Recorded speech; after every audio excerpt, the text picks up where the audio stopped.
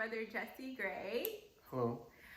I have decided to interview him today. He has chosen chemistry as his career and path in life. So I wanted to see why he chose it and see if it could be helpful to some of you who are probably considering a similar path.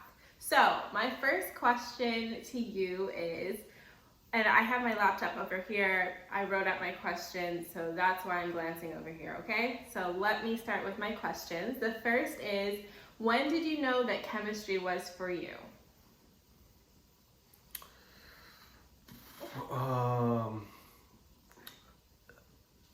I think everyone is in that process, especially in grad school, but personally, I believe that started at freshman year in college because I always wanted to do something related to being an inventor.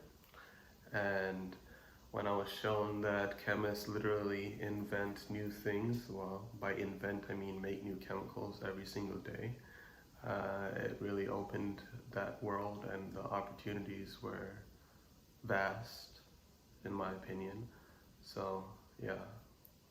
Okay, and by the way, he doesn't always look like this. It's because we're in the middle of COVID-19. So that's the reason. All right, so the next question is, why did you choose biochemistry as a major and not chemistry in undergrad? Biochemistry combined, of course, biology and chemistry, but not necessarily. That's not completely true. Most biochemistry degrees have an emphasis in chemistry with like a slight, brief understanding of biology. How many biology classes did you have to take? I took 2 biology classes. That's it that's in it. biochemistry. And but I didn't consider that one a biology class. That's more of a chemistry class. But I took 2 completely standard biology classes. And the chemistry classes, then there was a high emphasis in chemistry. Possibly not to the extent of a chemistry major, but it's opened up my world to other areas of science that is very useful when you go into chemistry, because you can have a more complete understanding of the subject, especially if it's interdisciplinary. So would you say that biochemistry is more robust in terms of the sciences, like you get more exposure to all of the sciences as opposed to you just going and selecting chemistry? Not necessarily. I personally I wanted understanding of biology and chemistry, Okay. and I don't necessarily know if that was fulfilled in a biochemistry degree. Possibly could have been fulfilled in a double major between chemistry and biology, but personally, I thought that would be the best choice to graduate in 4 years and get it all completed. Okay, so you were looking to and explore both biology and chemistry. That's why you chose that. Okay, got it. Okay, so is it necessary to attend grad school to have a career in chemistry? Yes. Point blank period. You can't just be undergrad. There is career opportunities for people coming out of undergrad. That could be like a small industry, but you're basically a minion. You're just doing things what other people tell you to do. You could do RUs, but you're not really making. What is RUs? That's a research experience opportunity. I'm not even sure if that's what it stands for, but whatever. But it's basically where you go to a school over a summer and then you do research under a PI. Okay, so you're saying that in order to get high up in chemistry, you have to do grad school? Not high up. In order to be a substantial contributor to science, you need to go to grad school. Okay. And would you say that's only for chemistry? No, for all sciences. Okay, for all sciences. All right, so how did you choose a grad school? So this is not necessarily the traditional way to choose a grad school. Most grad schools are chosen based upon what area of chemistry or what area of science you are. What area of science are you? Organic chemistry, materials based, and then from there you can go to which you can start applying to schools that specialize in those areas. So that's kind of what I did, but then I also wanted to look on the business aspect because after completing grad school, I do want to open my own business. So I also looked at the schools that have the highest, like they have more opportunities for connections and relating their intellectual property to business. There's a couple schools that stand out, like Purdue University. They have a whole business park where the students have, with their IP, they can go on to making their own businesses. The school that I chose, Columbia University, they have it's called a patent office where each PI they can produce some patents and then that can be possibly turned into business ideas. But it's a little bit more complicated than that. But it's basically there's some focus on business in relation to science. And so because you want to become a business owner, you chose a school that most caters to getting the best chemistry degree plus being able to give you connections in the business world as well. Yes, and the other reason, and I think this is a more traditional reason why you choose a graduate school, is because of the environment. Many graduate schools have a pretty coarse or rough environment where it comes to competition between graduate students, and that's one of the main reasons why I chose Columbia, because the competition is little to none, and it's basically it's a very small department, so everyone knows each other, and it's almost like a family instead of like, oh, we're trying to outcompete our the There's person no down like the hall. cattiness. Yeah. Okay, got it. All right, so how was the application process? Application process is ridiculous. There is an application that you have to fill out, of course, with the standard personal statement, CV, recommendation letters, just like any other grad school. And then you have to pay some sort of application fee. Where it starts becoming ridiculous is that you have to take exams like the GRE. This is for almost any graduate school, you have to take the GRE. And then for some specific chemistry graduate schools, you do need to take the chemistry GRE, which is a ridiculous test. I thought I did bad, and then I found out that my bad was actually okay. But yeah, it's not an easy test, and the scores on those tests don't necessarily reflect acceptances because it's just ridiculous. Like I consider the GRE just 4 or 5 hours just beating yourself over the head with a baseball bat. Got it. Anyways, we talked a little bit about your plans after grad school, and that would be to open your own business. Can you dive a little bit deeper into what that will entail? I think many scientists, they have great ideas, but those ideas stop at science and not necessarily push forward to business opportunities and ventures. And I think that's an untapped market. You can see in almost any literature journal, they talk like in the abstract conclusion, they're like, oh, this could be used for this application and this application. It's more prevalent in the materials area where they state specifically what it could be used for. Like you could say solar cells, hydrogen storage for like a hydrogen cell.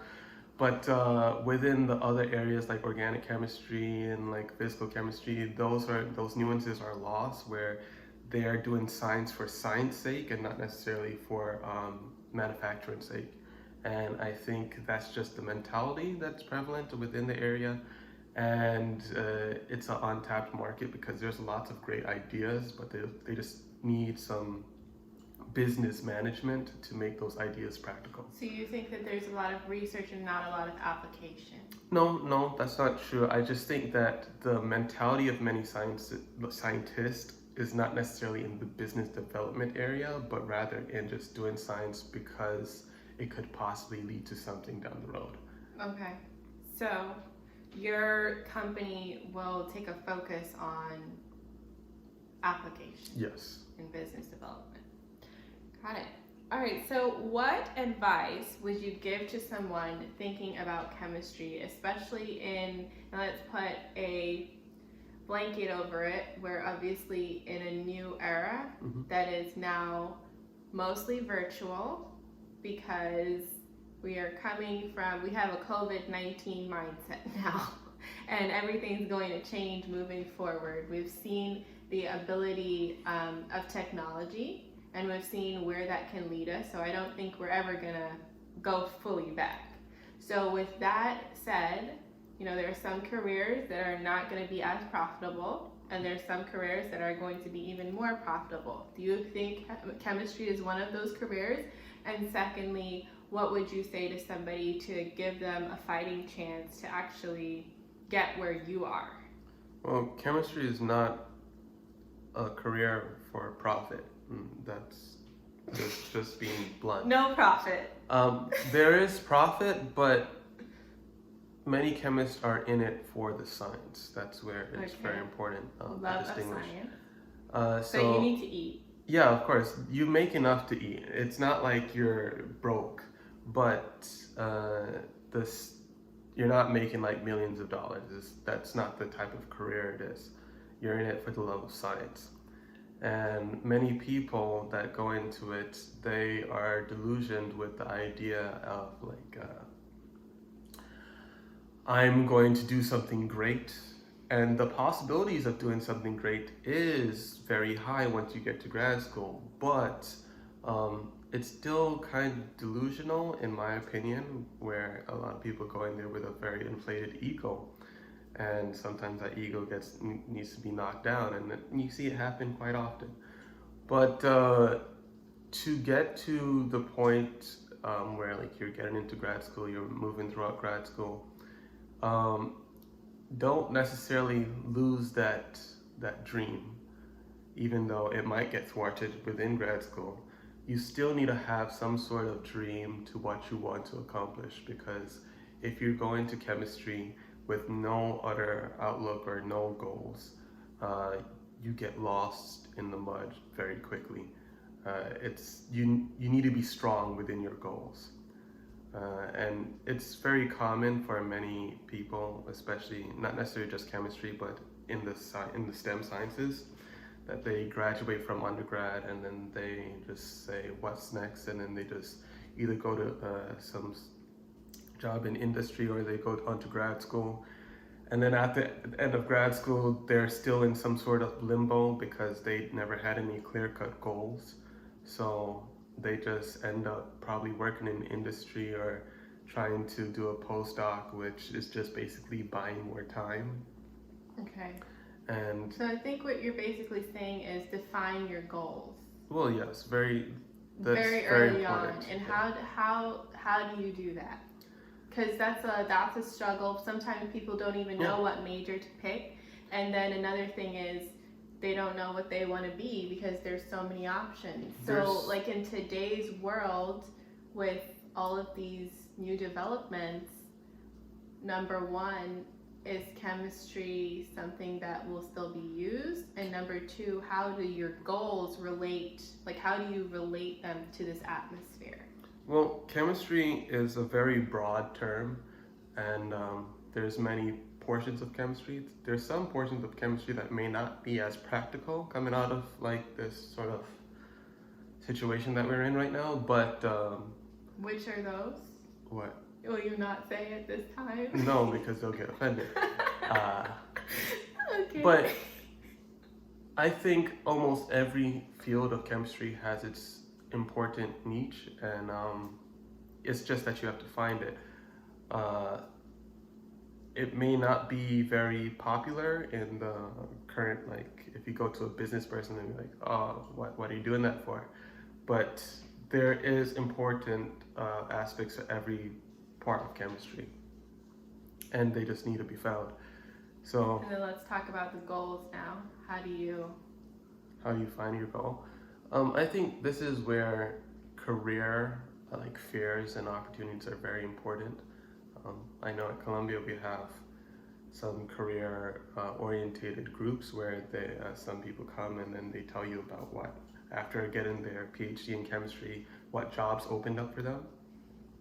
And it really shows you of the many vast opportunities there are out there for chemists.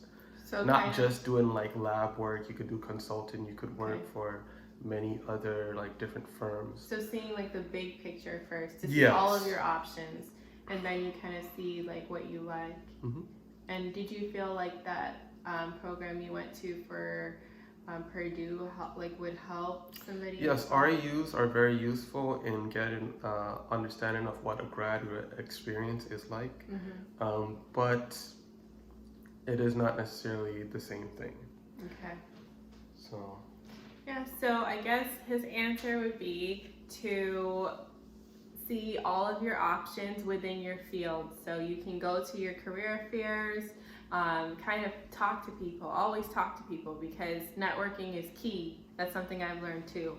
You got to talk. You can't stay in your little corner. Talk.